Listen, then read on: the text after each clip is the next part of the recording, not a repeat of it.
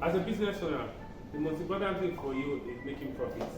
And one of the biggest threats to making profit is theft in your business place. For instance, you own a supermarket or a mall or a store, and then at the end of the month, you're doing your profit and loss balance and you realize some items are missing in your store. How do you mitigate this threat? You mitigate this threat by using the ZKTeco EAS Antitheft System. This is an anti-theft system that works with an RFID tag placed on each product. So for instance, this is a product, you place this tag on it. Once someone comes to your store and takes a product without paying for it, once he wants to go out through the door, the alarm goes off to tell the security or to tell you that this person hasn't paid for this item and is leaving the store without paying for this item.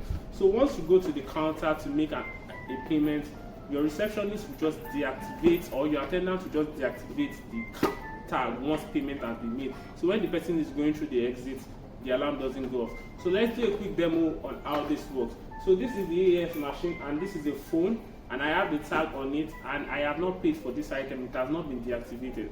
Let me walk through and see what happens. The alarm goes off notifying you that this person is leaving your business place without paying for this item. So that is how the ZKTeco EAS Antitheft System works.